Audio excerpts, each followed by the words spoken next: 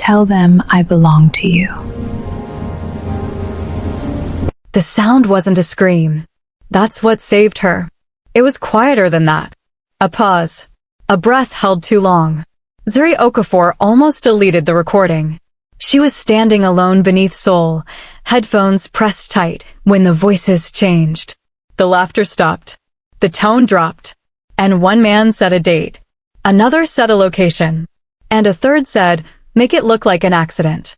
Zuri didn't understand why her hands started shaking. She understood Korean. She understood silence. What she didn't understand was how fast the city noticed her. By the time she turned around, the footsteps behind her weren't echoes anymore. They were intentional. Measured. She ran. Past bars. Past taxis that wouldn't stop. Past people who didn't see her. And when she finally collapsed into a private elevator, clutching the coat of a man she didn't know, the guards didn't look at her. They looked at him. And then they bowed. That was the night Zuri Okafor learned something no recording could capture. In Seoul, survival isn't about running. It's about who claims you when the doors close. The sound wasn't a scream.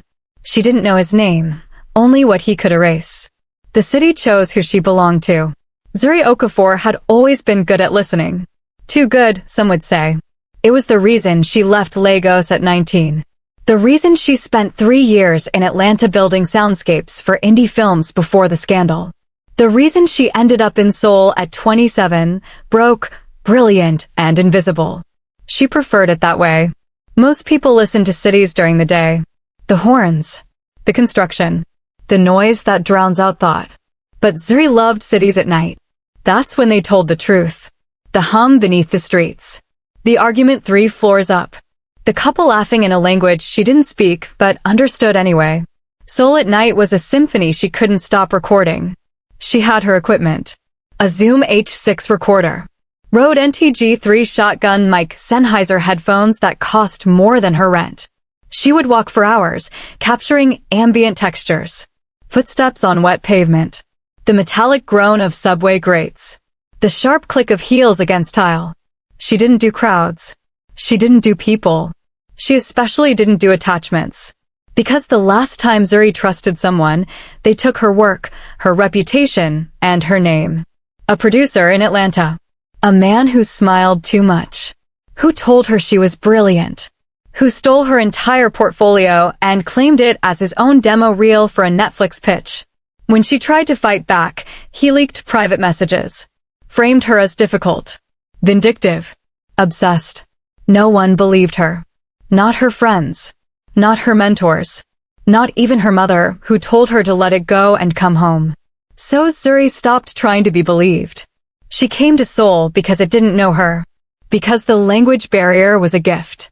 Because she could walk through Itaewon at 2 in the morning and no one asked her story. Zuri didn't run from violence. She ran from being believed. That night, she had been recording near the Itaewon underground tunnel. A stretch of concrete and fluorescent buzz most people avoided after dark. But the acoustics were perfect. The way sound folded into itself. The distant rumble of trains. The echo of a single voice bouncing off tile. She had been there for an hour, testing levels, adjusting gain, when she heard them. 3 men. Maybe 4. Speaking in low Korean. Casual at first. Joking about something she didn't catch. Then the tone shifted. She didn't move. Didn't lower her mic. Her recorder was still running. One voice mentioned a name. A corporate name she recognized from billboards. Another mentioned a district. Gangnam. Then a date. 2 days from now. And then the third voice, calm as someone ordering coffee, said it. Make it look like an accident. Zuri's breath caught. Her hands didn't stop. Muscle memory kept the mic steady. But her mind was racing. She rewound mentally. Tried to piece together context. Were they joking? Was this a movie reference? Some dark humor she didn't understand? But the silence that followed wasn't funny. It was final. She heard footsteps. Slow. Deliberate. Coming toward her. That's when she turned. And saw them. 3 men in dark coats. One holding a phone to his ear. Another lighting a cigarette. The third staring directly at her. He said something in Korean. Soft. Almost polite. Zuri didn't wait to translate. She ran. The tunnel stretched longer than she remembered. Her boots echoed too loud. Her bag slammed against her ribs. She didn't look back. She hit the stairs. Burst onto street level. Itaewon was still alive. Music. Neon. Crowds. But the taxis didn't stop. She waved. She shouted. She stepped into the street. They swerved around her. Because the men behind her were still walking. Not running. Just walking. Like they had all the time in the world. Zuri cut through an alley. Her recorder banged against her hip. She thought about dumping it. Thought about smashing the SD card. But her hands wouldn't let go. This was evidence. This was proof. This was the thing that always got her in trouble. She turned a corner and saw it. A high-rise. Glass and steel. Private entrance. 2 guards in black suits flanking the door. She didn't think. She just moved. The elevator was closing. A single occupant inside. She shoved her hand between the doors. They opened. She stumbled in, gasping, and the doors began to close again. She looked up and froze. The man inside wasn't looking at her. He was looking past her. At the street. At the men who had just turned the corner. The guards didn't touch her. They looked at who she touched. Zuri's hand was still gripping the sleeve of his coat. Expensive fabric. Charcoal gray. Perfectly tailored. She didn't let go. She looked up at him. His face was calm. Sharp jawline. Dark eyes that didn't blink. Hair swept back like he'd just come from somewhere important. And in that split second, Zuri made a choice. She leaned into him. Close enough that anyone watching would misunderstand. And she whispered in English. Tell them I belong to you. The man didn't move. Didn't flinch. He studied her. Not her body. Her eyes. Like he was calculating something. Then, slowly, he wrapped one arm around her waist. Pulled her closer. Not rough. Not gentle. Just certain. The elevator doors opened. The guards outside bowed. The men who had been chasing her stopped at the edge of the entrance. One of them met the gaze of the man holding Zuri. And then they turned around. And walked away. The elevator doors closed. Silence. Zuri's heart was hammering so hard she thought he could hear it. The man let go of her. Stepped back. Adjusted his cuff. And then he spoke. In perfect, unaccented English. You just made yourself mine. She had just survived by becoming someone else's property. The elevator climbed in silence. 30 floors. 40. 50. Zuri didn't move. Didn't speak. Her hand was still gripping the strap of her bag. Her recorder was still inside. The SD card still intact. The man stood across from her, hands in his pockets, posture relaxed. But his eyes never left her. Finally, he spoke again. What's your name? Zuri swallowed. Zuri Okafor.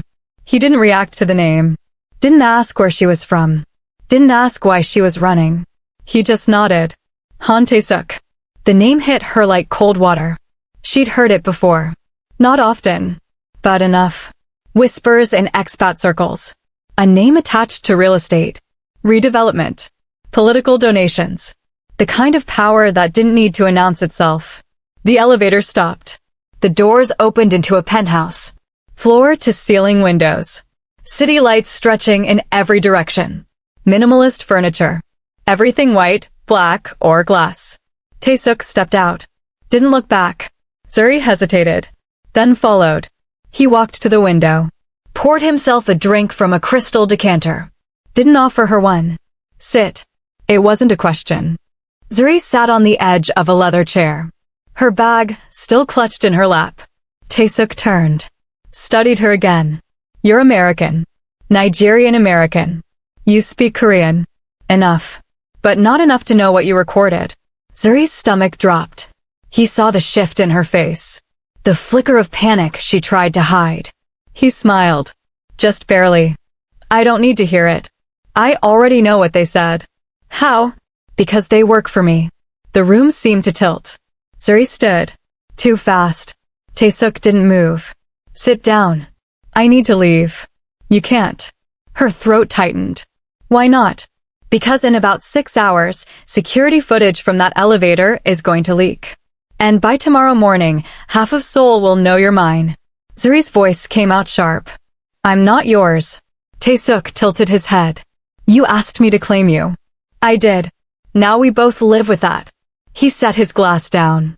Walked toward her. Stopped a few feet away. If I deny you now, I become weak. Zuri stared at him. Her mind was racing. Trying to find an exit. Trying to piece together what she'd just walked into.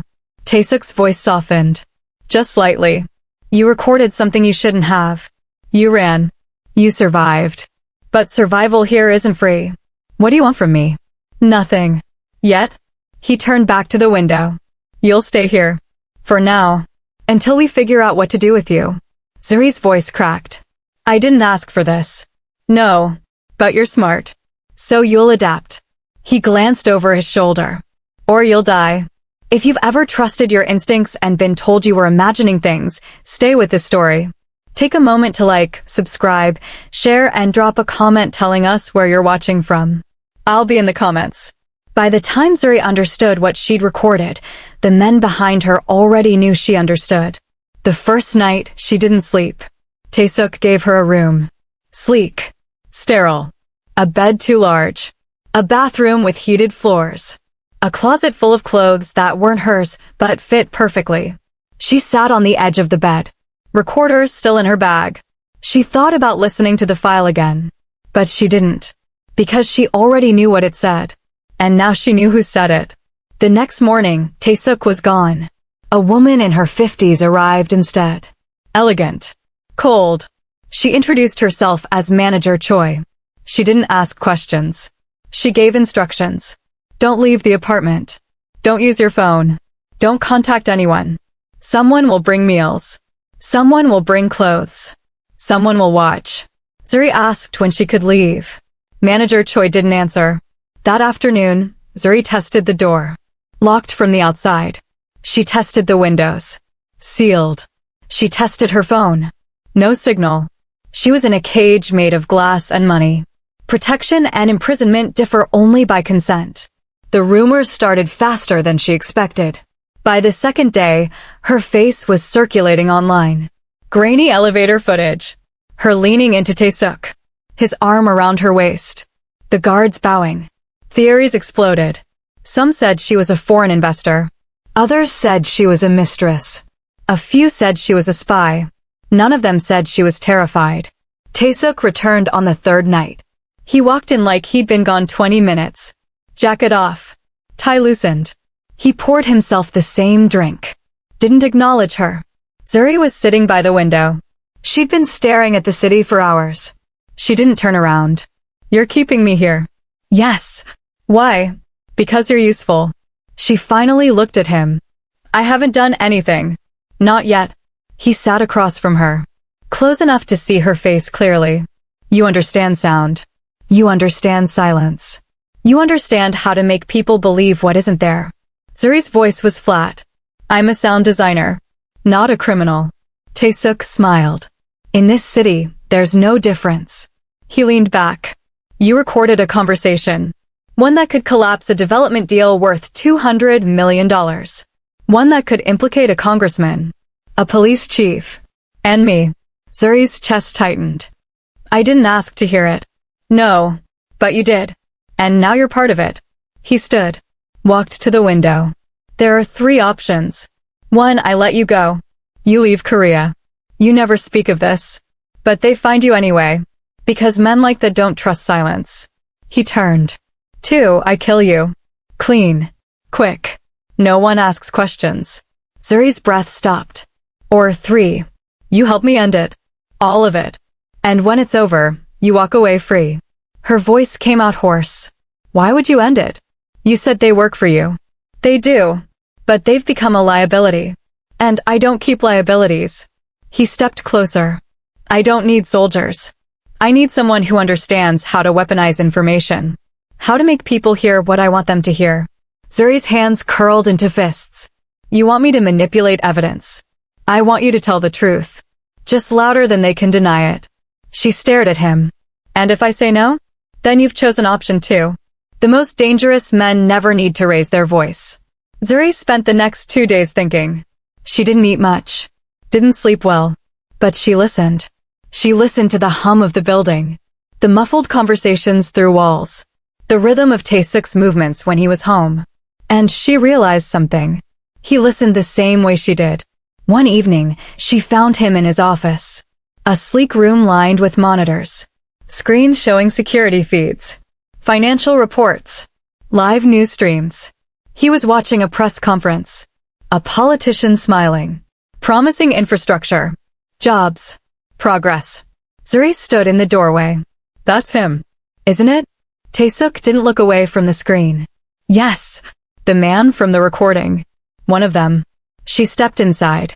What did he do? Tae-suk finally looked at her. He approved the demolition of a housing block in Gangnam. 200 families. Most of them elderly. No relocation support. No compensation. Zuri's stomach turned. And the accident they mentioned? A construction worker. Someone who was going to talk. She felt sick. Why are you telling me this? Because you asked. He stood. Walked toward her. You think I'm the villain in this story. Maybe I am. But I'm not the only one. He stopped in front of her. Those men you recorded? They've done worse. And they'll keep doing it. Unless someone stops them. Zuri's voice was barely a whisper. Why you? Because I can. Would you have made the same choice? Comment yes or no because her answer will cost her everything. Zuri didn't answer him that night. But the next morning, she asked for her recorder. Tae-suk handed it to her without a word. She sat in the middle of the living room. Headphones on. And she listened. She listened to the entire recording. Every breath. Every pause. Every word. And then she started to work. She isolated the voices. Cleaned the background noise. Enhanced the clarity. She separated the dialogue into individual tracks. And then she noticed something. There was a fourth voice. Quieter. In the background. Giving instructions. She rewound. Played it again. Enhanced the frequency. And her blood ran cold. Because she recognized it. It was Tae-suk. She sat there. Frozen. Headphones still on. The door behind her opened. She didn't turn around. His voice came from across the room. You found it. Zuri pulled the headphones off. Slowly. You were there. Yes. Her voice shook. You weren't stopping a murder. You were approving one.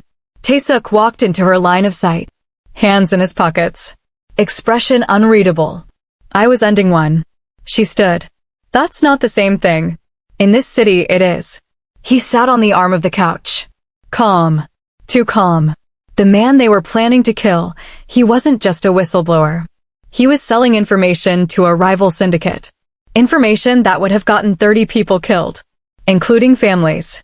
Zuri's hands trembled. So you killed him first? No. I made sure it never happened. How? He met her eyes. I gave them someone else.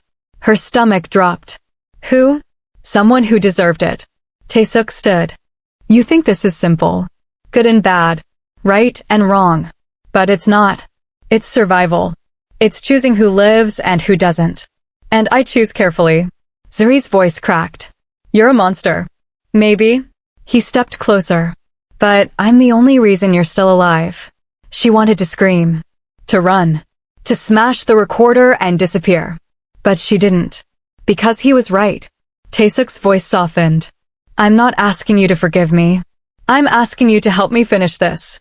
Because if you don't, more people die. And one of them will be you.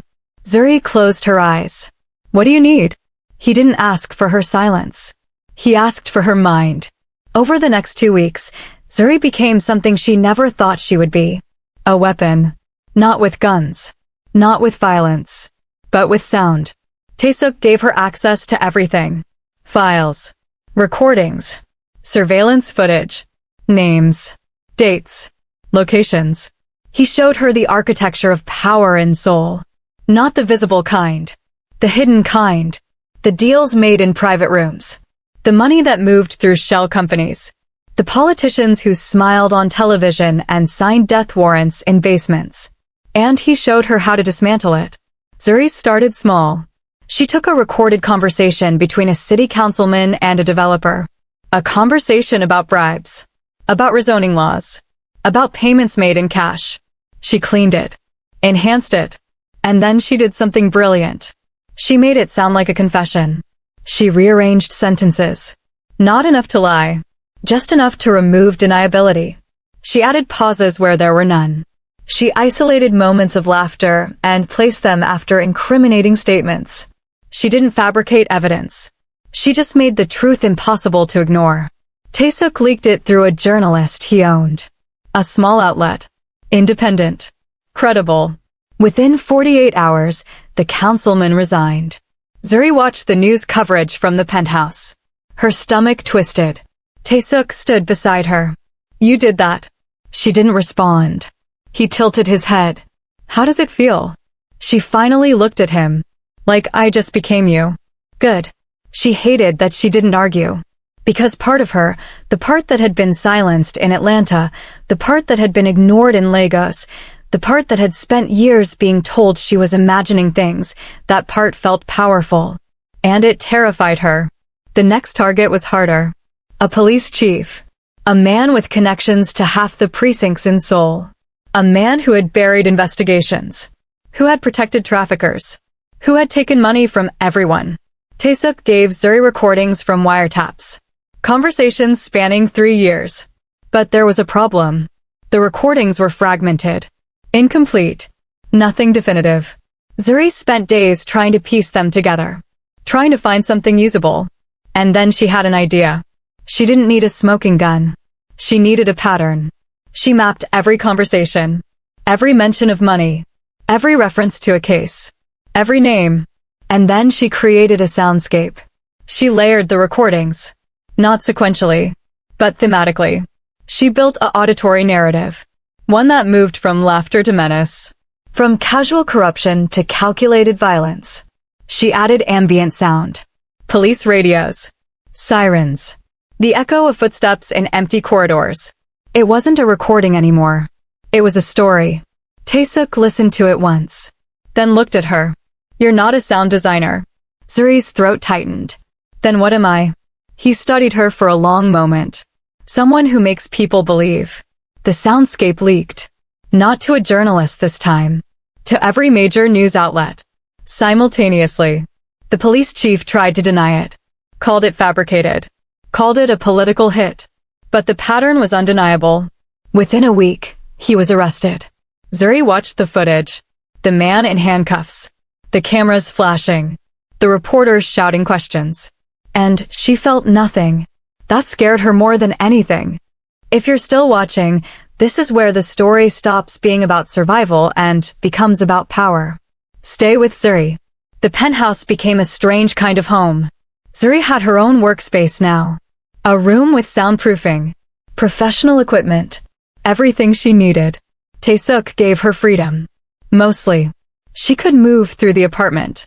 She could work whenever she wanted. She could eat. Sleep. Exist. But she still couldn't leave. And she still couldn't contact anyone. One night, she found Tae-suk in the kitchen. It was late. Past midnight. He was making tea. She stood in the doorway. Do you ever sleep? He glanced at her. Not much. Why? Because sleeping is when people die. He poured a second cup. Handed it to her. She took it. Surprised. They stood in silence. The city glowing beyond the windows. Zuri spoke quietly. Why do you do this? Tae-suk didn't answer immediately. Then he said, because someone has to. That's not an answer. It's the only one I have. He looked at her. You think I enjoy this? The control. The manipulation. The fear. Don't you? No. He set his cup down. I do it because the alternative is worse. Because if men like me don't hold the line, men worse than me will. Zuri's voice was soft. That's what they all say. I know. He turned to face her fully. But I'm still here. And so are you. She didn't have a response to that. They stood there. Two people who shouldn't trust each other. Who shouldn't understand each other. But somehow did. The third target changed everything. A businessman. Wealthy. Connected. Untouchable. He ran a logistics company. Shipping. Import. Export. On paper, it was clean. In reality, it was a pipeline for trafficking. drugs, weapons, people. Tae-suk wanted him destroyed. But this time, Zuri hesitated. She'd seen the files. She knew what the man had done. But she also knew what taking him down would mean. Chaos. A power vacuum. And someone worse stepping in. She said as much to Tae-suk. He listened. Then nodded. You're right. So, what do? We don't destroy him. We redirect him. Zuri frowned. What does that mean? Tae-suk pulled up a map on one of his screens. A network of routes. Ports. Warehouses. We make him think his operation is compromised. We leak just enough to make him paranoid. And then we offer him a way out. Through you. Through a company I control.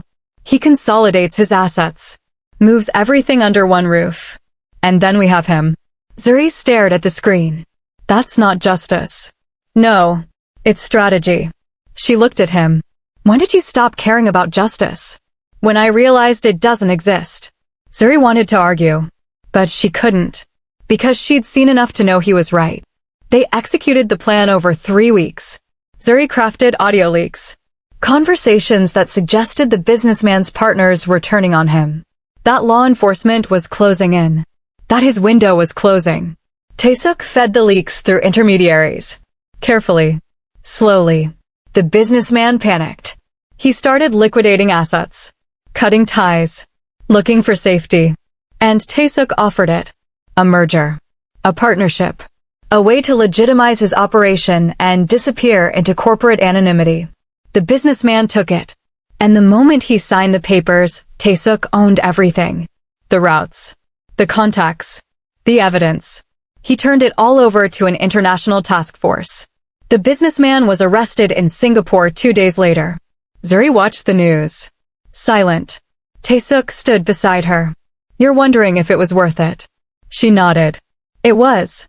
How do you know? Because 53 people were rescued from one of his shipments last night. Children. Most of them under 12.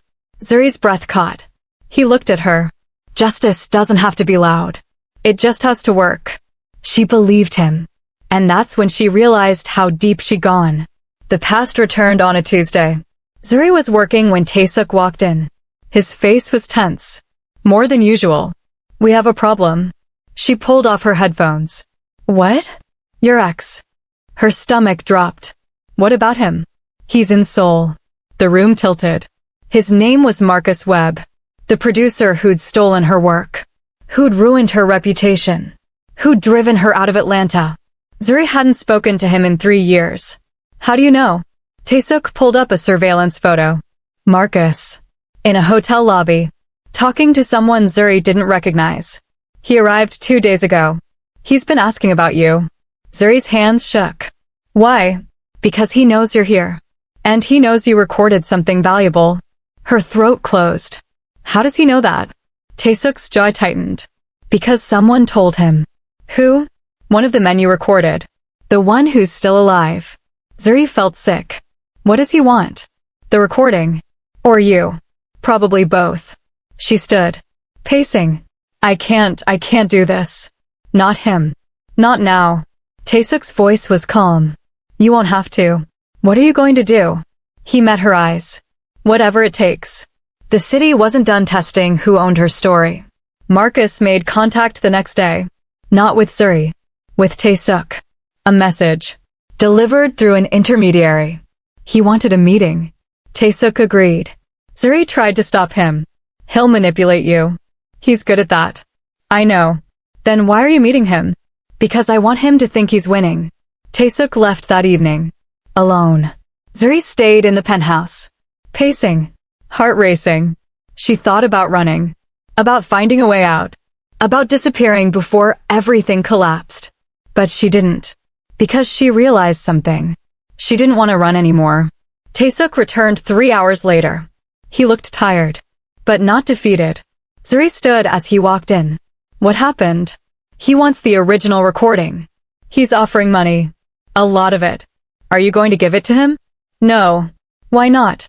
Because it's not his. He sat down. Ran a hand through his hair. He also threatened to expose you. To leak your identity. To make sure every outlet in Seoul knows you're the one behind the leaks. Zuri's chest tightened. Can he do that? He can try. Taesuk looked at her. But he won't succeed. How do you know?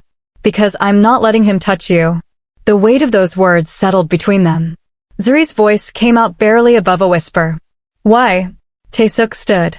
Walked to the window. Because you're mine. Remember? She walked over to him. Stood beside him. I never wanted to be. I know. He turned to her. But here we are. They stood in silence. The city below them. Endless. Indifferent. And for the first time, Zuri didn't feel afraid. She felt something else. Something dangerous. The abduction happened 3 days later. Zuri was working. Headphones on. Lost in a timeline.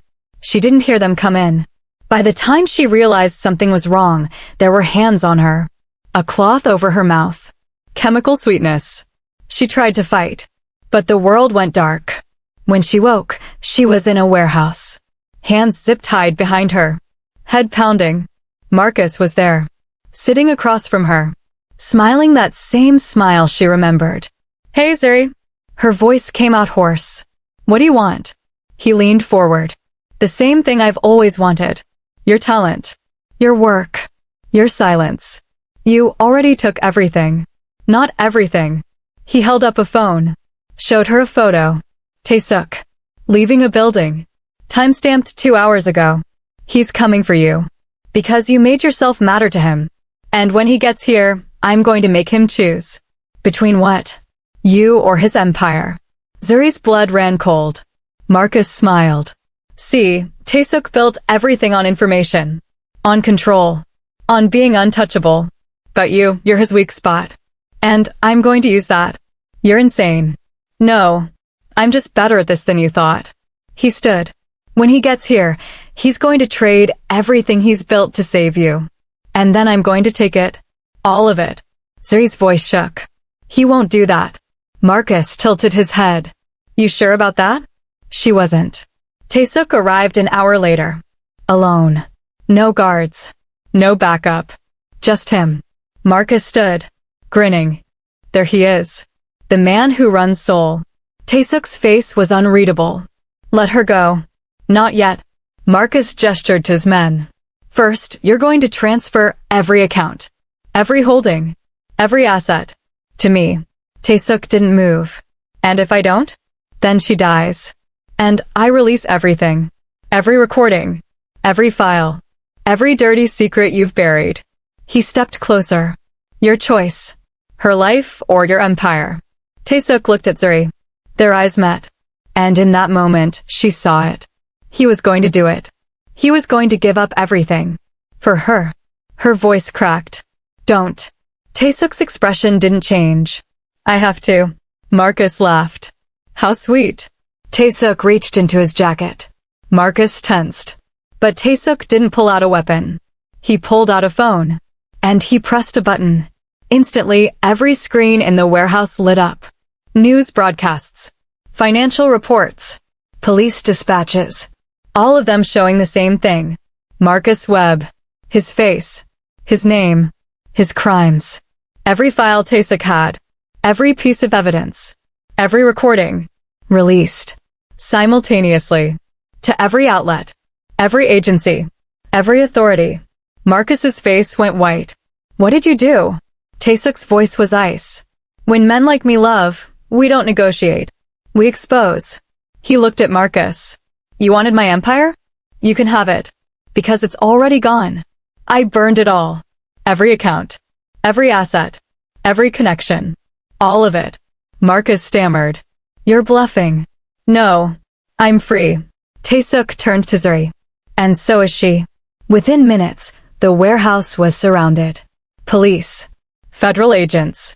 Interpol. Marcus tried to run. He didn't make it 10 feet. Zuri watched as they dragged him away. Screaming. Desperate. And she felt nothing. Taesuk cut her restraints. She stood. Shaky. Staring at him. You destroyed everything. Yes. Why? He looked at her. Because you were worth more. Months passed. Seoul continued. The city rebuilt. New politicians. New power brokers. New names. Taesuk disappeared from the public eye. His assets liquidated. His influence dissolved. He became no one.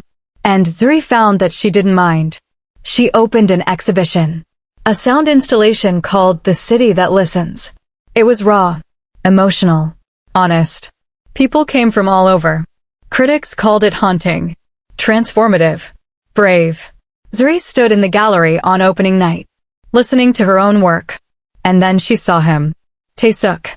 At the back. Alone. Wearing a plain jacket. No guards. No entourage. Just a man. He met her eyes. And smiled. She didn't escape the city. She rewrote it. After the exhibition closed, Zuri found him outside. He was leaning against a wall, hands in his pockets, watching the street. She stood beside him. You came. I did. Did you like it? He nodded. It was honest. She smiled. That's all I wanted. They stood in silence. Then Zuri spoke. What are you going to do now? Taesuk shrugged. I don't know. Maybe nothing. Maybe everything. He looked at her. What about you? She thought about it. I think I'm going to stay. In Seoul? Yes. Why? Because I'm not running anymore. He smiled. A real one this time. Good. They walked. No destination. No plan. Just two people.